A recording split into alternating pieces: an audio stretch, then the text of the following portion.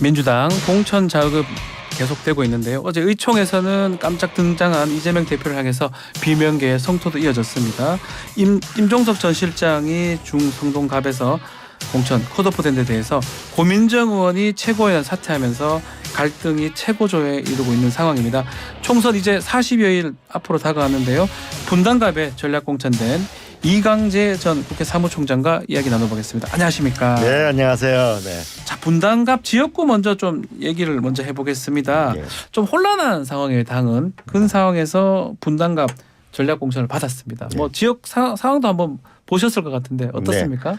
뭐 저는 당선 가능성이 높은 지역을 거절하고 그 대통령 선거에서 마이너스 13% 분당을 일부러 선택했어요. 아, 일부러요. 네, 왜 그러냐면 결국 정치인은 사명이 있어야 되는데 저는 강력한 경제 성장 없이는 대한민국의 미래가 없다. 네. 그런데 이것 김대중 노무현 대통령은 판교에서 신경제 엔진을 만들어야 되겠다.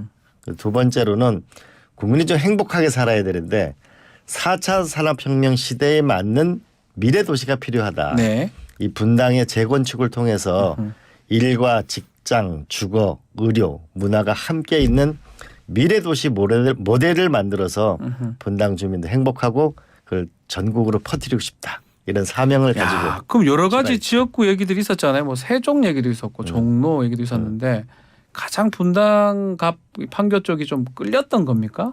그렇죠. 왜냐하면 이것이 험지이기 때문에 제가 헌신을 해야 되겠다는 생각이 들었고 두 번째로는 저는 허리가 강한 나라가 있어 이 분열을 끝내야 된다. 네. 분당은 중산층과 중도가 가장 많은 곳이잖아요. 예. 여기서 분열이 아니고 대한민국을 통합의 나라로 만들어야 된다. 강력한 경제성장 엔진과 국민 행복이라는 이 정치의 절차절명의 과제를 저는 이뤄내고 싶은 거죠. 자, 말씀은 이제 좋은데 말씀하신 것처럼 텃밭보다는 민주당이 험지에 좀 가까운 쪽인데 뭔가 이 성남의 분당갑 유권자들을 좀 사로잡을 어떤 전략이라든지 그런 것들을 좀 갖고 계십니까? 저는 국정 경험을 갖고 있는 실용주의자인데요. 네.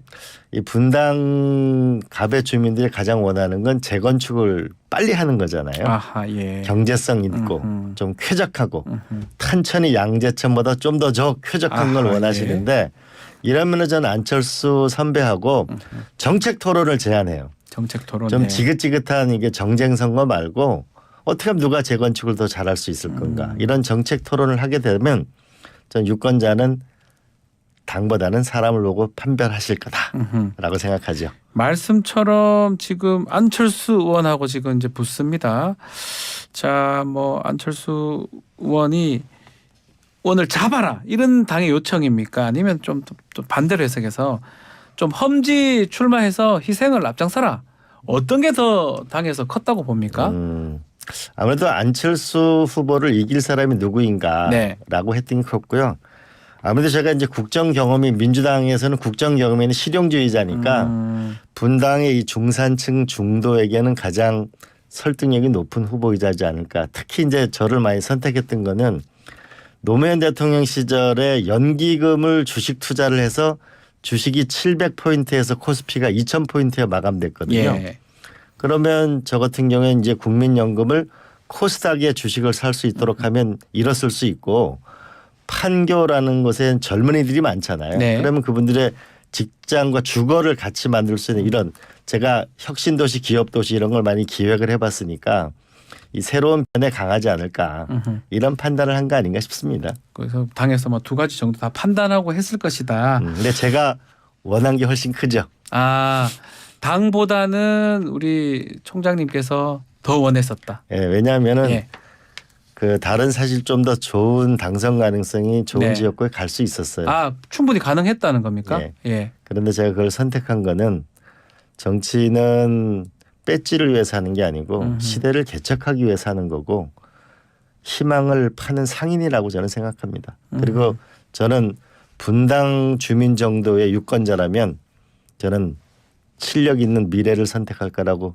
저는 믿음이 있죠. 아, 자, 지금 이제 말씀하신 내용 들어보면 이제 본인이 좀 험지에 내가 더 원해서 갔다 이랬는데 지금 어제 상황을 좀 질문 드리지 않을 수 없습니다. 임종석 전 실장 사실은 뭐 이게 공천 때문에 지금 가장 이제 주목받던 곳인데 결국은 이 당에서도 요청을 했던 걸로 알고 있습니다. 송파 쪽이나 뭐 다른 데 요청을 한 걸로 알고 있는데 본인이 원하는 곳 했다가 이제 공천이 지금 탈락된 상황이거든요. 어떻게 보고 계십니까? 또 친분 또 이제 참 안타깝게 네. 생각합니다. 그 임 실장한테 저는 기회가 좀 주어졌으면 좋겠는데요. 사실 송파갑을 얘기하려면 조금 일찍 한 몇 달 전에 얘기했으면 좋았을 텐데, 근데 지금이라도 우리가 마음을 모을 수 있는 뭔가 길을 찾았으면 좋겠습니다. 그 말씀은 뭐 중성동갑은 지금 뭐 전현희 위원장이 이제 됐기 때문에 다른 지역구라도 가능하면 좀 해야 된다 이 말씀인가요? 네, 우리는 임 실장하고 좀 상의를 해서 예. 좀 더 좋은 결론이 났으면 좋겠습니다. 근데 오늘 이제 벌써 지금 기자회견을 하겠다 이렇게 밝힌 상황이거든요. 이건 어떻게 벌써 뭔가 마음의 준비를 좀 했다고 봐야 되는 거 아닙니까?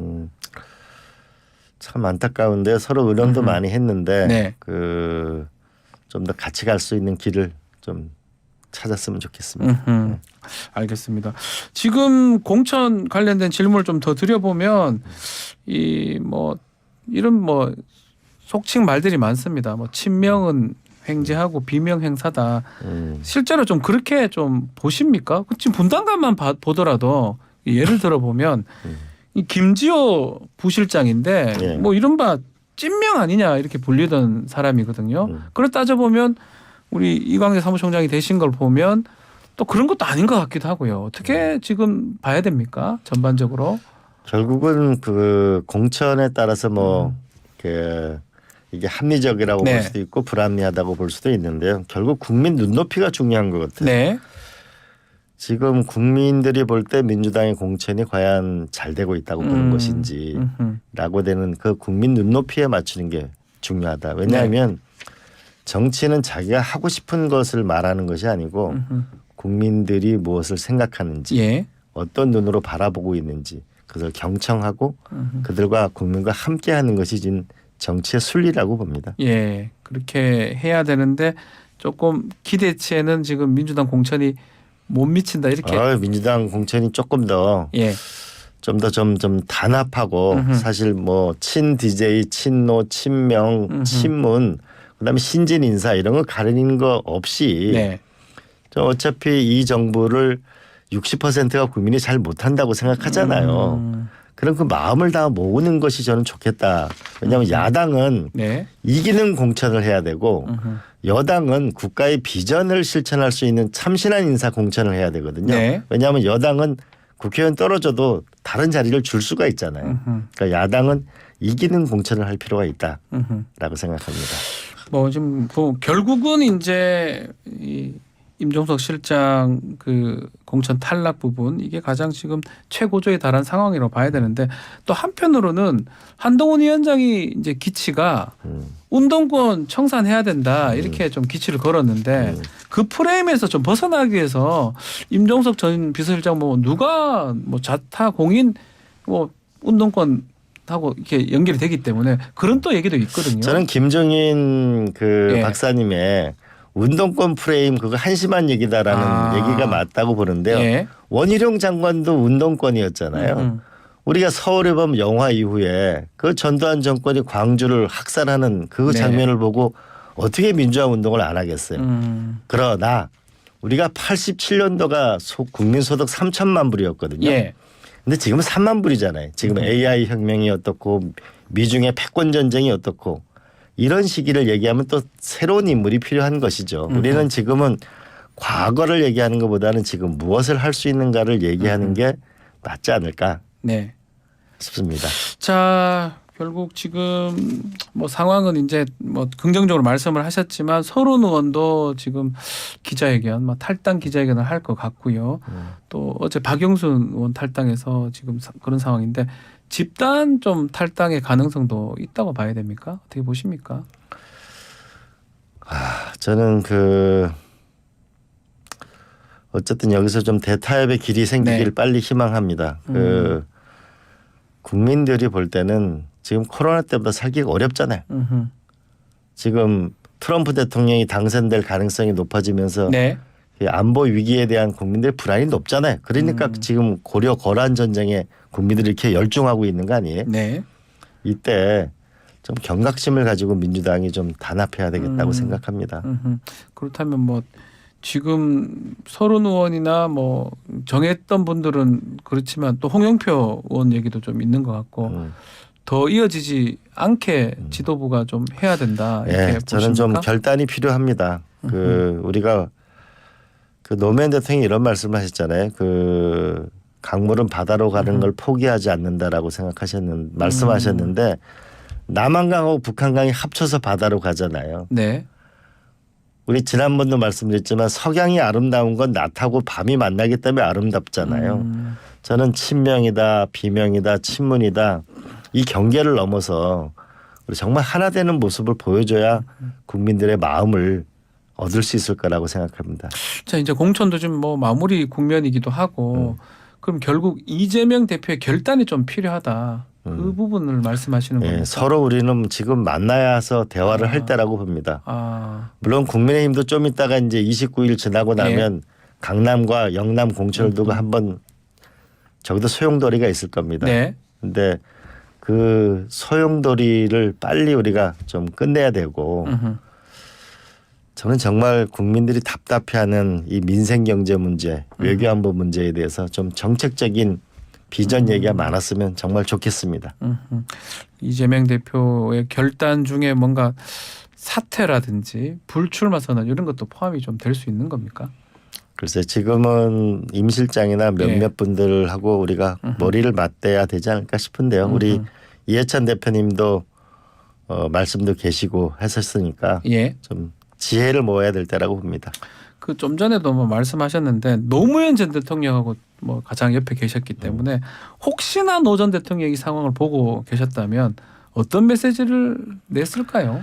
저의 분당갑 출마에 대해서는 왜 이렇게 정치를 어렵게 해? 또 그렇게 말씀하셨을 것이다. 그런데 용기 있다고 말씀하실 거 없고요. 현재 당내 상황에 대해서는 제발 좀 단합하고 단결하라. 이 말씀은 꼭 하셨을 것 같아요. 참 가장 뭐 옆에 계셨으니까 그 말을 꼭 하셨을 것이다. 단결, 단합 얘기를 하셨는데 어제 저희 최재성 전 수석하고도 좀 인터뷰를 하면서 결국 지난 4일날 평산 마을에서 이제 이재명 대표랑 문재인 전 대통령 만나서 명문정당 가기로 했는 건데 그걸 지금 깨고 있는 거 아니냐. 그래서 문 전 대통령의 어떤 메시지라든지 문재인 전 대통령의 역할도 좀 필요한 거 아니냐라는 식으로 이제 말씀을 좀 하셨거든요. 그 부분 어떻게 보십니까? 근데 전직 대통령이시니까 전직 대통령으로 계시는 게 좋을 것 같고요. 지금은 정치를 하는 사람들끼리 여기서 용광로가 돼서 타협을 이루는 것이 바람직하겠죠. 전직 대통령 메시지 내는 건 맞지 않다 이렇게 보시는 겁니까? 하시더라도 전 뒤에서 하는 게 좋다고 봅니다. 대놓고 했다가는 또 다른 논란이나 또 다른 혼란이 된다. 또 전직 대통령은 전직 대통령이었으면 좋겠습니다. 뭐 지금 사실은 문재인 전 대통령이 크게 메시지를 내거나 하는 경우는 없는 것 같습니다. 그러니까요. 아마 이번 총선 끝날 때까지도 별말이 없을 것이다 이렇게 예측을 하시는 겁니까? 아마 그 현 윤석열 정부가 지금 집권 3년 차에 왔잖아요. 국민들이 지금 못한다고 하는 분이 한 60%는 되잖아요. 그거에 통해서 많은 국민들이 좀 국정에 대전환이 있었으면 좋겠다. 이렇게 불통 정부보다는 소통하는 정부. 그다음 민생 경제에 좀 노력하는 정부. 외교 안보에 좀 안정적인 예측 가능한 나라를 지금 꿈꾸는 것 같아요. 많은 국민들은. 그런 거를 하기 위해서 좀 그래야 이거를 국민들이 찍어달라고 할 때는 그 단합해야 되겠죠. 자, 지금 현 정권에 대해서 반대 여론 60% 얘기를 이제 두 번 하셨는데 그 여론조사는 한국갤럽이 자체 조사했던 내용입니다. 20일, 22일간 무선 전화 면접 조사로 했고요. 이게 국정 지지율이 긍정이 34%, 부정이 58% 나왔고요. 자세한 내용은 중앙선거 여론조사 심의 홈페이지를 참조하시면 될 것 같습니다. 자, 그리고 지금 본회의가 내일 이제 열립니다. 좀 중요한 본회의 또 이번 국회 뭐 거의 마지막 회의 같거든요. 선거구 획정이나 뭐 쌍특검 주요 현안 처리가 있을 것 같은데 어떻게 좀 전망하고 계십니까? 저는 이 이 쌍특검 문제 부분에 특히 이태원 특별법은 저는 꼭 좀 통과가 됐으면 좋겠어요. 제가 네. 정치를 떠나서 그 이태원 현장에서 많은 국민들이 전 세계인이 지켜보면서 정말 아프게 우리 곁을 떠났는데 예.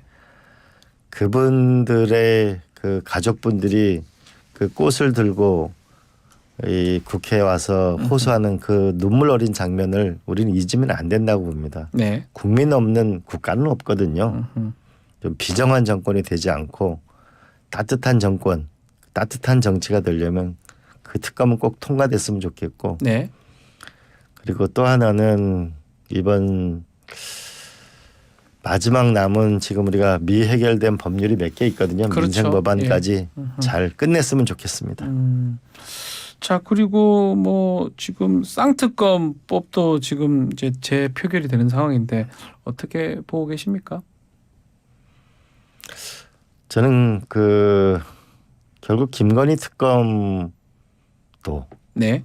그 윤석열 대통령이 지난 대통령 선거에서 뭐 떳떳하지 않으면 특검을 안 할 이유가 없다고 네. 말씀하셨잖아요. 그리고 이태원 참사 특별법 이 특별법은 꼭 좀 통과됐으면 좋겠습니다. 이번 특별 검사 부분을 민주당이 양보한 거거든요. 예. 그러니까 그래서 진상 조사가 이루어지고 거기 또 상인들한테도 도움이 되고 그래서 국가가 참사가 일어나게 되면 국민을 지키는 것이 정치다. 이걸 보여주는 게 이 특별법 통과이지 않을까. 너무 마음 아픈 사건이었습니다. 그리고 지금 선거구도 지금 아직 획정이 제대로 안 됐습니다.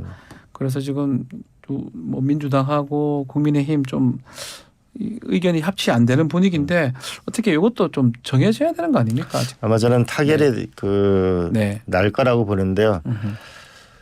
저는 정말 이 여의도의 무능하고 한심한 정치, 정말 국민과 따로 노는 정치를 저는 일대 개혁이 있어야 된다고 봅니다. 이 정권에 대한 평가도 중요하지만 이 무능한 여의도 정치에 대한 단호한 심판이 있어야 되고 전 새로운 국회가 만들어지게 되면 저는 이 국회 개혁의 길을 반드시 가고 싶습니다. 그 말씀인즉슨 뭐 이렇게 진짜 좀 필요한 거는 좀 빨리빨리 좀 했었어야 되는데 이건 너무 법에 반한다 뭐 이런 말씀이고 뭐 세금도 그렇고 예산도 그렇고 이 선거구 같은 그렇습니다. 그 선거구 획정을 선거 지금 한 달 안까지 안 해주는 이런 이 타입이 없는 정치는 끝내야 되는 거고요. 네. 그리고 제가 국회 사무총장으로서 보니까 우리가 1년에 본회의가 37회인데 미국 하원이 1년에 100회 합니다. 1년에 일주일에 2번 한다는 얘기거든요. 네. 우리는 500회 회의하는데 미국 하원은 1년에 3000회 회의를 합니다. 저는 국회가 이제 정말 국민들의 일자리와 집, 교육, 의료 이런 부분에 대해서 정치인 성적표를 만들어서 정말 잘하는 사람은 확실히 키워주고 못하는 사람은 확실히 도태시키는 정치개혁을 확실히 하고 싶어요. 정치개혁. 네. 마지막으로 지역구 얘기 좀 해보면 이제 분당갑에서 출마를 하시는데 오늘 세계일보인가요? 이 내용을 보니까 안철수 의원은 뭐 했냐. 또 이강재 전 사무총장 잘 모른다. 이런 또 얘기가 있습니다. 그러니까 인물보다는 좀 공약이 더 중요한 거 아니냐. 이런 뭐 취지로 지금 보이긴 한데요. 네. 저는 제가 선거에 승리할 거라고 보는데요. 네. 안철수 선배는 한 일이 없다는 것이 유권자의 평가였고요. 저에 대해서는 잘 모른다고 하니까 국정 경험이 있는 실용주의자 이광재가 훨씬 더 재건축도 잘하고 판교도 살리고 탄천도 아름답게 만들 겁니다. 네. 자, 우리 안철수 후보자 저희 인터뷰 요청을 지금 넣어놨는데 답이 오면 또 똑같은 식으로 인터뷰 다시 한번 진행해 보도록 하겠습니다. 자, 오늘 말씀은 여기까지 드려야 될 것 같습니다. 감사합니다. 네, 고맙습니다.